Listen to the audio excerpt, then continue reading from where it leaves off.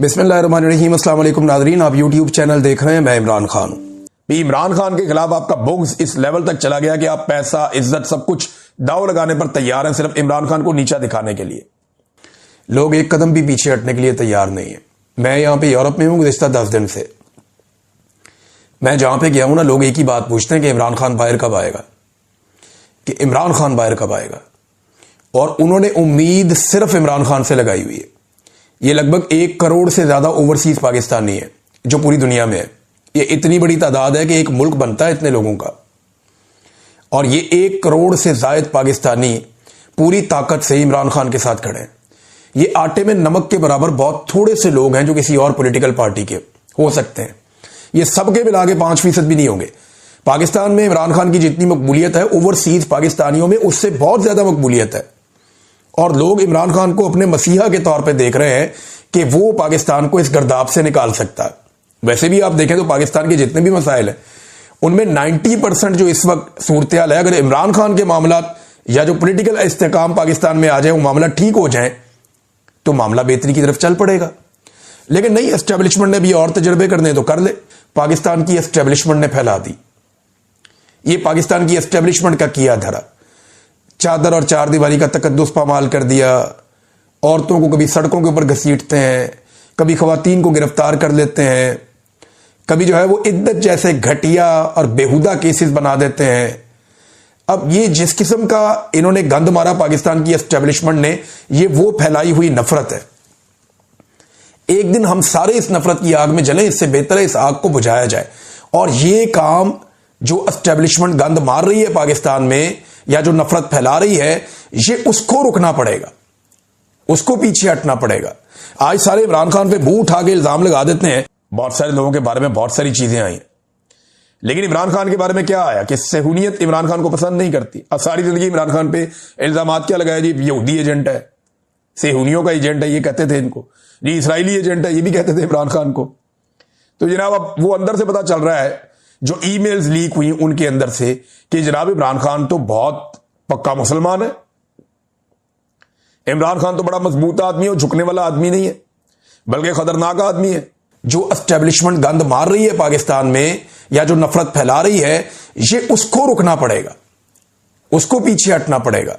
आज सारे इमरान खान पे मुंह उठा के इल्जाम लगा देते हैं। ये जरा आप स्टेटमेंट तो देखें ना जरा, ये ख्वाजा आसिफ साहब का, कि सियासत में बदतमीजी और गालम गलोच की रवायत इमरान खान और यूथियों ने डाली है। अब ये यूथिया जो लफ्ज है ना, ये मैंने पहली दफा बोला है, क्योंकि ख्वाजा आसिफ जैसे वजीर दिफा ने इसको ट्वीट किया है। ये गाली से निकला हुआ है। एक पॉलिटिकल पार्टी के वर्कर को आप गाली के नाम से आप बुला रहे हैं, कितनी बुरी बात है। और मुस्तकबिल में हमारा मुआशरा इसकी भारी कीमत अदा करेगा। और बैरून मुल्क साबिक पाकिस्तानियों ने बाहर जाकर भी तहजीब नाम की कोई चीज नहीं सीखी, जो अपने घरों से सीख कर गए थे। आपको ख्वाजा साहब पता ही नहीं है कि बाहर दुनिया के अंदर लोगों को कितनी आजादी है। लोग वहां अपने आर्मी चीफ से सवाल कर सकते हैं सड़क पे चलते हुए। ख्वाजा आसिफ ने बड़ा गंद मारा अपने इस ट्वीट के अंदर, बड़ी अजीब अजीब बातें की। अब मैं जरा दिखाता हूं कि यह नफरत एक्चुअली फैलाई किसने। ये कहते हैं ना इमरान खान ने नफरत की सियासत पाकिस्तान में फैलाई है। तो सबसे पहले शुरू करते हैं, आपको दिखाते हैं जुल्फिकार अली भुट्टो की आवाज क्या कहती थी। और जुल्फिकार अली भुट्टो के अल्फाज में आपको सुनाता हूं कि उनके अल्फाज किस तरह के थे। उस वक्त तो इमरान खान सियासत में नहीं था। ये सुने आप। ना मंजूर, ना मंजूर, जहन्नम में जाए, सुअर के बच्चे जहन्नम में जाए। मुझे बताएं कि ये गंदा लफ्ज पाकिस्तानी अवाम के लिए, पाकिस्तान के शहरियों के लिए, क्या इमरान खान ने कभी बोला? क्या इमरान खान भूल कर भी इस तरह का कोई लफ्ज इस्तेमाल कर सकता है पाकिस्तानी शहरियों के लिए, या एक तबके के लिए, या लोगों के लिए? कितनी गलत जुबान जुल्फिकार अली भुट्टो ने इस्तेमाल की। तो तब तो इमरान खान ने भुट्टो को सियासत नहीं सिखाई थी। शहबाज शरीफ ने भी कहा था कि जरदारी का पेट फाड़ के पैसे निकाल के अवाम के कदमों में निछावर कर देगा। जरदारी को लाड़काना और लाहौर की सड़कों पे भी शहबाज शरीफ ने घसीटना था। ये इनकी जुबानें इमरान खान साहब की सियासत से पहले की हैं, उसके बाद की नहीं है।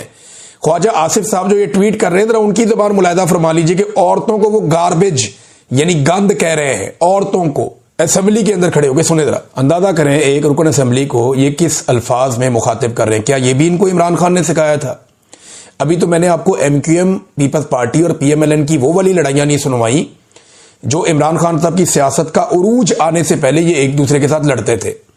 और उसके अंदर जो ये घटिया जुबान इस्तेमाल करते थे, क्या वो भी इनको इमरान खान ने सिखाई थी? ये ना मसला ये है कि ये सारे आपस में गंदी जुबानें बड़े लंबे अरसे से इस्तेमाल कर रहे हैं। बेनजीर की गंदी फोटो में फेंक दी, कभी फातिमा जना की बेहुरमती कर दी, कभी बेनजीर की जो बेहुरमती कर दी, कभी बेनजीर की वालदा की कर दी, कभी नून लीग की कर दी। ये एक दूसरे को गंद मारते रहे, हमेशा ये गंद मारते रहे एक दूसरे को। लेकिन इमरान खान साहब आगे ना सियासत में, तो इमरान खान की मुखालफत में ये सारे के सारे नेक परवीन बन गए अब, और इंसानों को लगता है कि इनसे ज्यादा बेहतर कोई नहीं है। तो ये रिकॉर्ड मैंने दुरुस्त करने के लिए आपको सारी चीजें सुनाई है, और ये रिकॉर्ड के ऊपर आप रखिएगा ताकि रिकॉर्ड दुरुस्त रहे और सबको याद रहे कि किसने ये गंद मारा है। नादरीन, इमरान खान साहब ने बुशरा बीबी के खिलाफ जो प्रोपेगेंडा हुआ और जो अभी ये सारा कुछ लिखा गया, आज से कुछ अर्सा पहले इमरान खान साहब ने इसका पोल खोल दिया था। ऐसा लगता है कि इमरान खान साहब को ना एडवांस में कुछ चीजों का आइडिया हो जाता है, और उन्होंने पहले ही बता दिया था कि ये बुशरा बीबी को क्यों अटैक करते हैं और वजह क्या है इसके पीछे।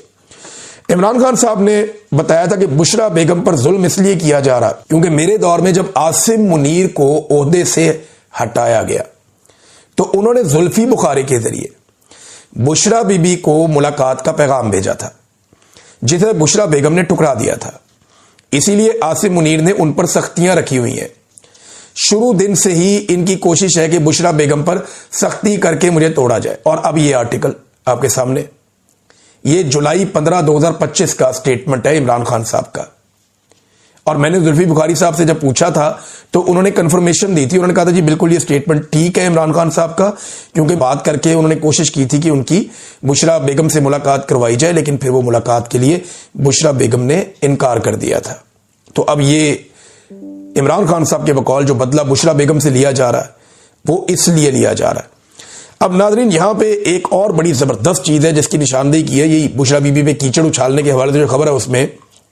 और रियाजुल हक साहब हैं सीनियर जर्नलिस्ट, इन्वेस्टिगेटिव जर्नलिस्ट हैं, वो ये कहते हैं कि जो जंग अखबार है इसका बरतानिया और यूरोप के सफ़े पर इमरान खान की इकोनॉमिस्ट वाली जो स्टोरी एक बनाई गई है उनकी बीवी पे, उसकी कोई एक खबर तक नहीं छापी गई।